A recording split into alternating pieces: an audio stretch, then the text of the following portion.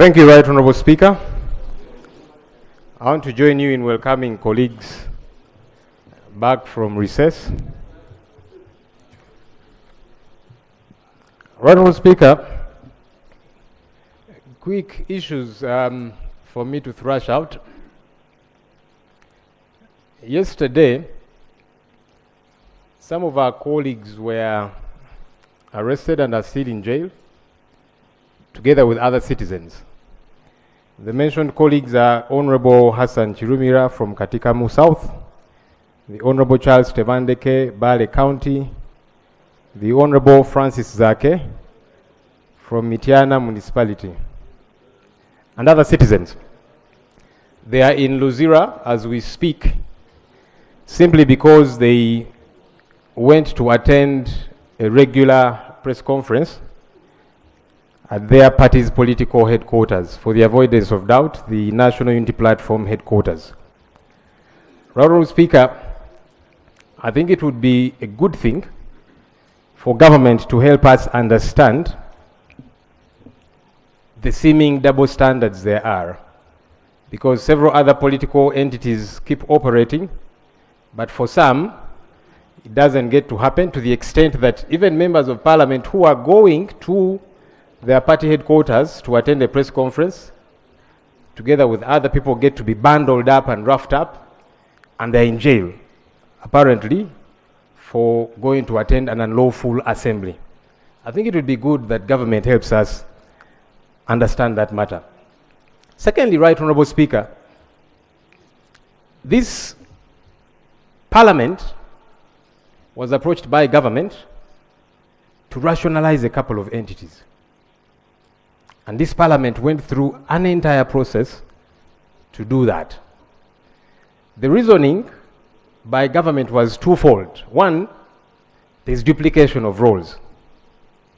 There's an entity handling certain matters, another entity doing the same work, so duplication. The other reason given by government was that it was important that we save taxpayers' money.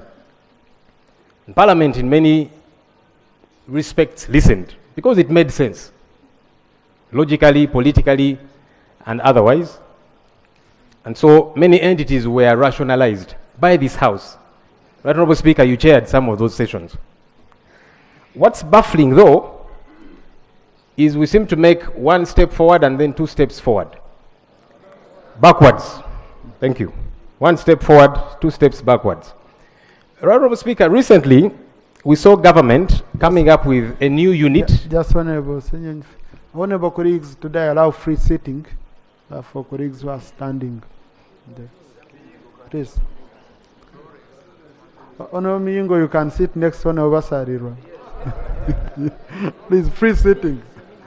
Just continue, Honourable. Sorry for the... Right Honourable Speaker, we have seen government recently, while we're in the process of rationalization, coming up with a new unit which they have called the State House Revenue Intelligence and Strategic Operations Unit, that was created to fight corruption in URA. We ask, is this not duplication? Because we have several anti-graft fighting entities. Why not empower them, as opposed to creating a new entity? This might not be a creature of statute, as is the case with others, but it's a full-fledged unit that's meant to have operational funds. It's meant to have a structure. Why? Government needs to help us understand, because you came here and told us, let's rationalize entities, cut down on expenditure. But you're creating new entities to do work that, in our view, should be executed by already existing entities, which we should be empowering. If we think they're not doing good enough work, if we think some of the people they are in are not competent or whatever the case might be, throw them out, replace them with those who are qualified. Why? Still on this issue, Right Honourable Speaker, the person who was appointed to lead this unit, a one David Kalemera, is a convict of tax fraud, Right Honourable Speaker. I ask, are we setting a thief to catch a thief? And Right Honourable Speaker, I want to lay on table a judgment, because these are not my words. When I say he's a convict of tax fraud, I want to lay on table a judgment by a court of law in Uganda. This is Uganda versus Kalemera David and others, in which Justice Kidudu, convicted them for tax fraud. And this is, so I'm laying this on table, right, Honorable Speaker. This is the person that's been appointed to fight corruption. He was convicted for corruption, for tax fraud. It does not make sense at all, right, Honorable Speaker.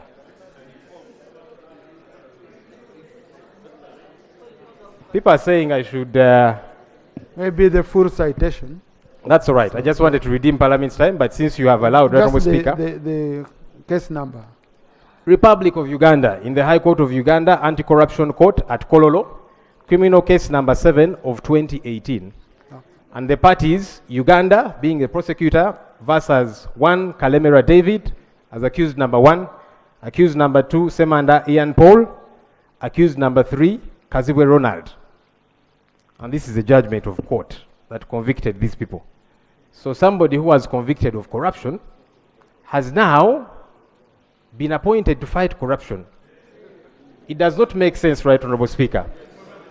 And, right, Honorable Speaker, Just to conclude. These are the kind of things that annoy the citizens of Uganda who don't think we are serious about the fight against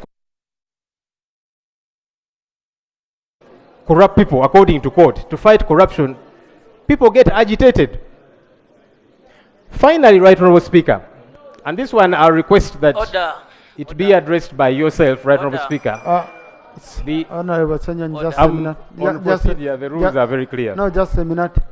Honorable colleagues, when I'm chairing the House, never access a microphone without my permission. Please. Please. And why I'm emphasizing this, the people of the Hansard are complaining for people speaking in a microphone and they fail to get a record of who is on the floor. So, and anything spoken from here must be on record. So I request that one we keep, so that we make it very easy for our record to look cleaner and more intact. Thank you, Right Honorable Speaker. Finally, Right Honorable Speaker, the other two issues we are seeking for government to clarify